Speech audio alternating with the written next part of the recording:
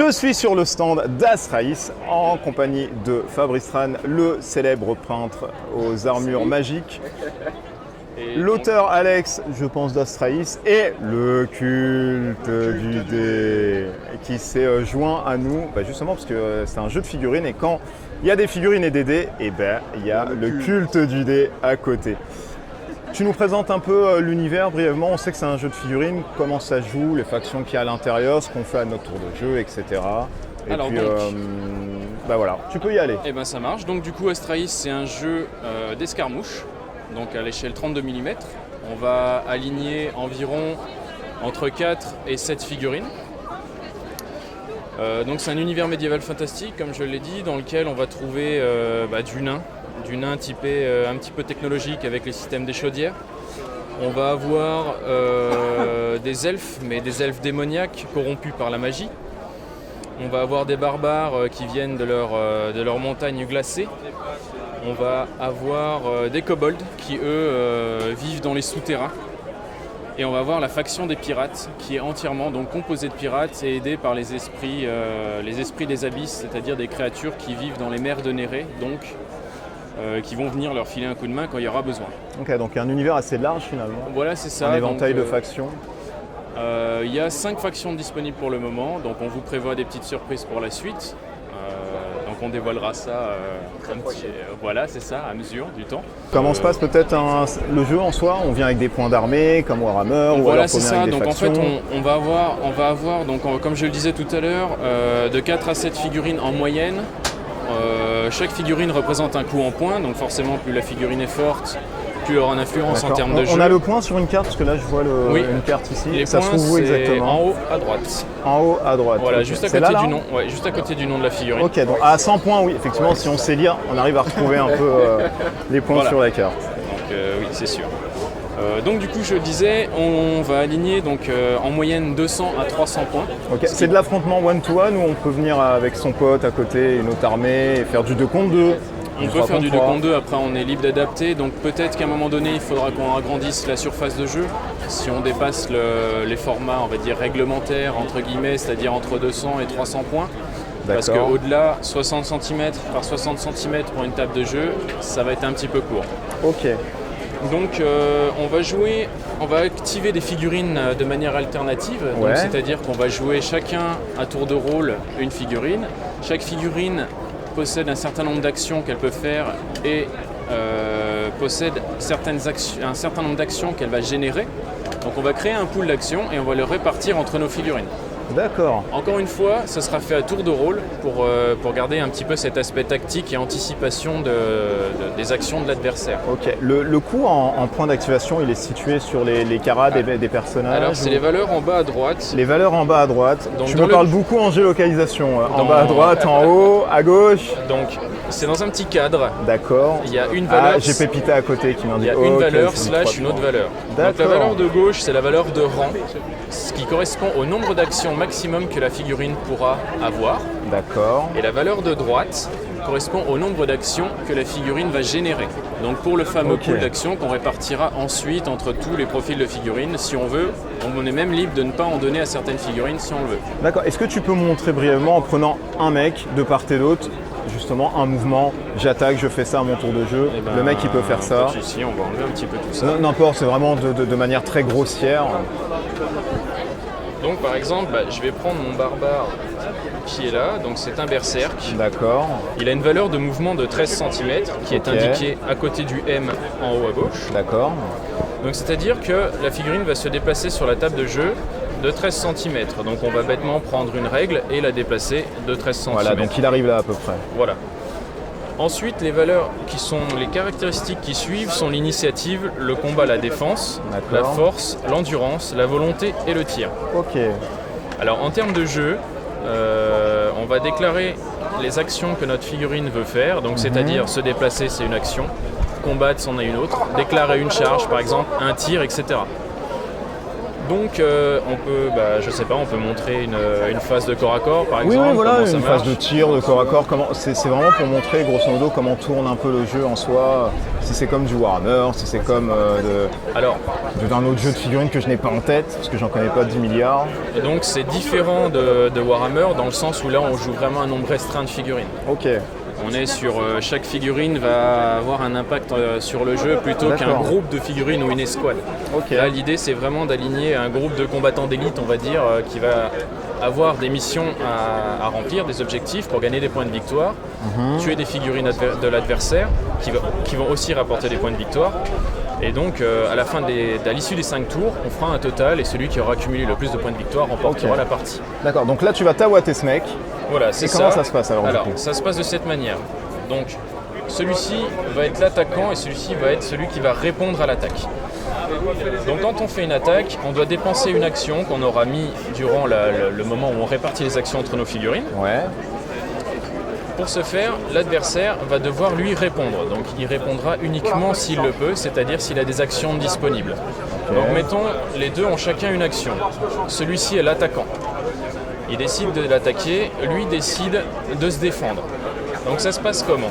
Je vais voir ma valeur de C, c'est-à-dire le combat. D'accord. Et il y a un chiffre à côté, ça représente le nombre de dés que je vais lancer. Ok. Donc tu vas lancer 3 dés, là, je vais prendre 3 dés. Par défaut, dans Astralis, la difficulté à atteindre, c'est 4 ou plus. Donc je jette les dés. Hop, tu fais quoi là ? Tu fais 4 et 6. 4 et 6. Donc ça sous-entend que j'ai 2 réussites. Mon adversaire ayant déclaré une défense, il va prendre la valeur qui est inscrite à côté de la lettre D. Oui, ok, moi c'est 4 donc par exemple. C'est-à-dire 4 dés, donc je vais les jeter pour nous. Vas-y. Voilà, jette-les un peu. Attention, allez, rends-moi ce dé frénétique. Ça c'est quoi ? C'est 6, c'est un 1. Ah, c'est t'as fait qu'une défense. Alors, je suis désolé. Voilà, donc là pour le coup c'est de la merde. Non, c'est ce qu'il a dit. Non, c'est pas de la merde. Pour le coup c'est la loose. Il réussit à faire un 4 ou plus, mais lui c'est un personnage de rang élevé, c'est un seigneur de guerre, il a une valeur de plus 1 en endurance. D'accord. Ce qui veut dire que ses jets sont améliorés de 1 point sur ses jets de défense. D'accord. Ok, il y a plein de petites combos, de tricks, machin qui se fait, etc. Tu m'as dit, moi j'ai décidé de défendre, ça veut dire tu peux décider aussi d'une riposte, tu prends le coup et tu peux remettre un autre coup derrière. Ça. Donc là c'était en cas où le nain va se défendre, donc là il a réussi. Il a 2 réussites, moi j'en ai 2. Il m'annule donc mes 2 réussites, ce qui fait qu'il ne prend pas de blessure. Ok. Si il avait décidé de riposter, il devait encaisser les coups. Ouais. Et ensuite, c'était à lui de lancer les dés qui correspondaient à sa valeur de combat. D'accord, ok. Oui, non, mais c'est simple. Moi qui ne suis pas dans les figurines de ouf, voilà, ça paraît hyper simple. Et on fait à toi, moi, jusqu'à ce qu'il y ait les conditions de victoire prérequis que tu as citées auparavant. Si par exemple là, mon berserk avait eu encore une action, il aurait pu décider de poursuivre la phase de combat, et c'est-à-dire de nouveau de l'attaquer. Lui aurait pu se défendre ou riposter s'il avait lui-même des actions aussi. C'est un projet Kickstarter, c'est là dispo ou ça va être disponible ? Alors donc le Kickstarter il a eu lieu mi-janvier jusqu'à mi-février, donc là toutes les figurines sont en cours de production. Ok. Les livraisons sont prévues en septembre. D'accord.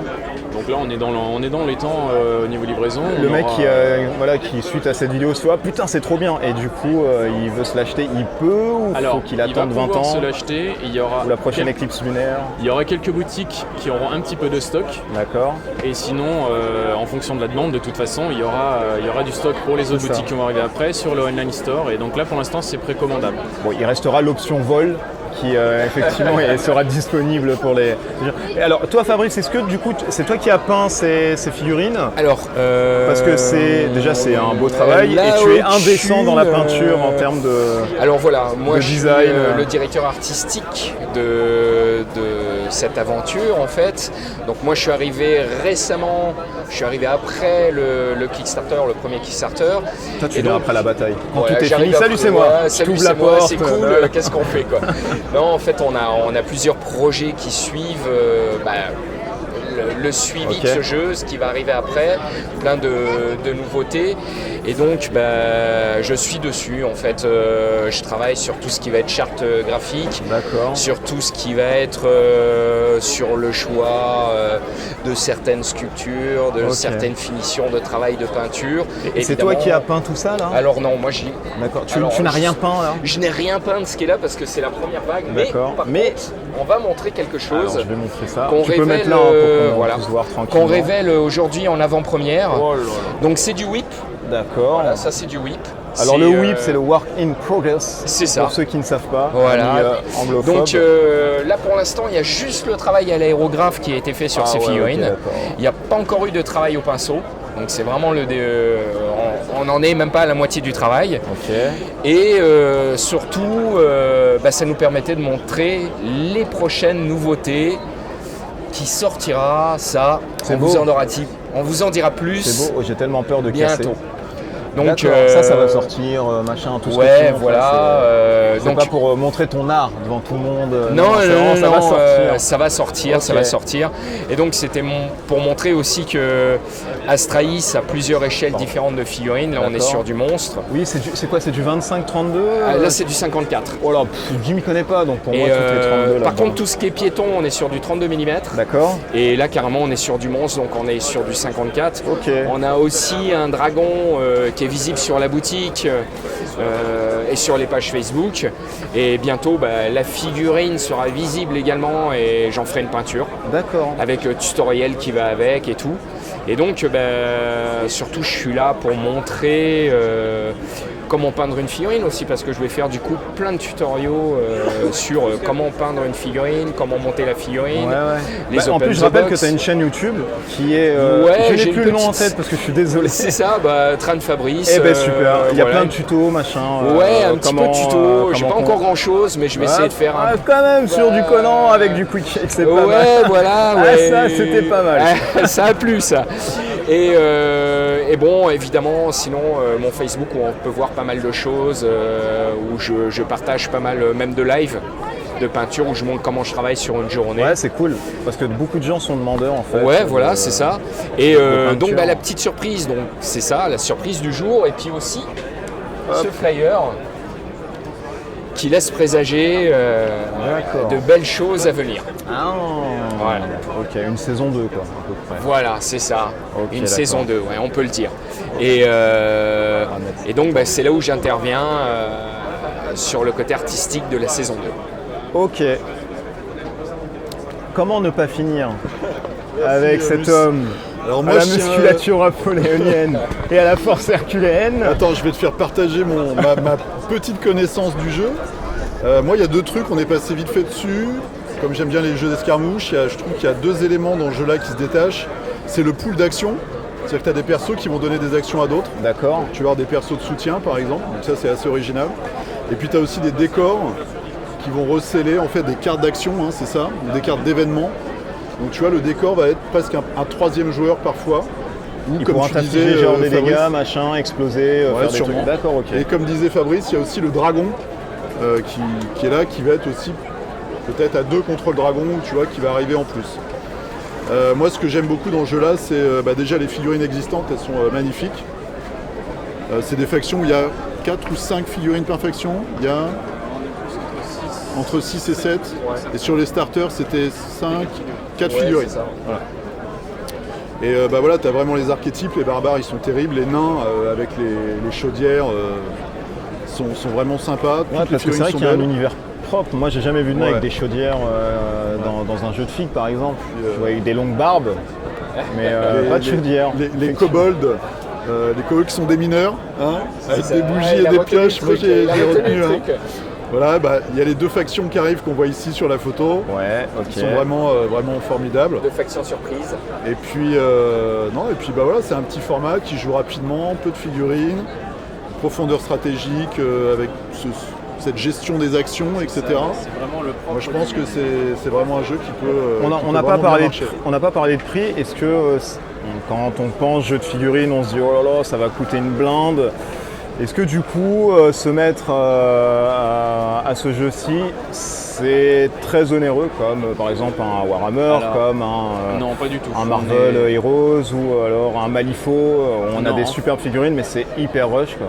On est sur donc peu de figurines à aligner. Donc déjà, ça te limite les achats.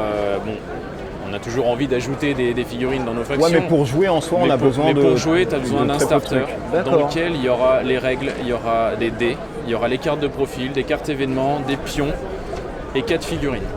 Ok. Un adversaire prendra un starter, il aura le même contenu et environ le même budget en points.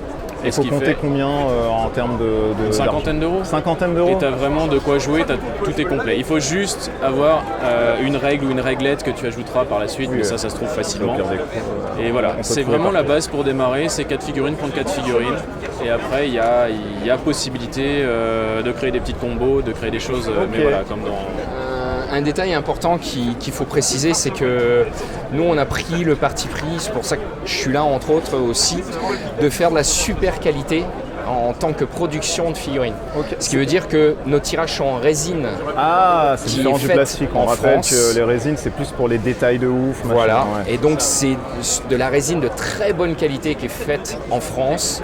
Donc il faut c'est aussi notre choix, ce qui explique ce prix aussi où on n'est pas forcément... Oui, c'est pas 50 € parce que c'est la moyenne entre guillemets des jeux actuels de figues. Voilà. Ça justifie une Voilà, c'est parce certaine qu'on qualité. c'est ça, c'est qu'on est sur de la grosse qualité. Merci. Je savais pas que j'allais repartir avec un cadeau aujourd'hui, mais merci effectivement. C'est pas mal, d'accord. Non, Donc mais c'est voilà. le package En blister fait, qu'on pourrait. c'est vraiment ça sera ça. c'est vraiment pour montrer la qualité de la figurine quand on la sort du blister. D'accord, ok. On a, Tu peux laisser le plastique, hein, franchement, il n'y a aucun voilà, problème. on a vraiment, T'achètes la d'accord. figurine, elle est comme ça quoi. Ah oui, oui, c'est et puis c'est en termes de moulage, en termes de... c'est assez robuste quoi. Parce qu'on voilà, a ouais, l'impression que la résine ça casse au moindre Et choc. du coup, on peut voir que c'est de la super qualité, qu'il n'y a rien à ébarber. Et ça c'est top. Franchement, quand tu te mets dans les jeux de filles, tes barbes, Et la dernière chose aussi par rapport à ça, c'est que c'est produit en France. c'est un produit Voilà, français. voilà, ça c'est... On le dit. voilà, et non pas fait par des enfants du tiers-monde, voilà, Non, mais voilà, pour pas on citer le un peu précise les bien parce que continents. bon, on sait que le produit français ça a un coût, mais en même temps c'est une qualité derrière. Ok. Et on est capable en France de faire des belles choses. Donc autant en profiter. Ouais, c'est voilà. Donc voilà, c'était notre choix hein, justement. Oui, voilà, c'était vraiment un choix dès le départ de un maximum. Là, on est à 98% de création, production, l'assemblage des blisters, tout est fait en France. Est-ce qu'on a tout dit sur le jeu en soi? Là-dessus, on n'a oui. pas approfondi les Oui, choses, oui. on n'a pas. Mais on a dit, allez, on va dire 70% de la chose. Après, le reste, c'est de la découverte soi-même. quoi. C'est du ça. Et plaisir humain. le mieux, ça reste de jouer. Ouais, bien sûr. Et puis de malheureusement, découvrir on tout peut ça pas- et, on peut pas jouer aujourd'hui. et en espérant que, Ça voilà. paraît prometteur. Si vous aimez les jeux de figurines, les chaudières, les barbes et les femmes au sein assez prédominants dans du cuir, eh bien, je pense que vous pouvez vous lancer là-dessus. Cinquantaine d'euros. Pour un starter, on va dire c'est dans l'air du temps. Voilà, c'est dans l'air du temps C'est et attendre 2019 pour potentiellement une deuxième vague. C'est ça. Ok, merci à tous les trois. Eh ben, de rien, Le merci culte à toi. et les deux qui sont ici. Et bien à bientôt pour À bientôt. une nouvelle vidéo. À Ciao. bientôt. Merci.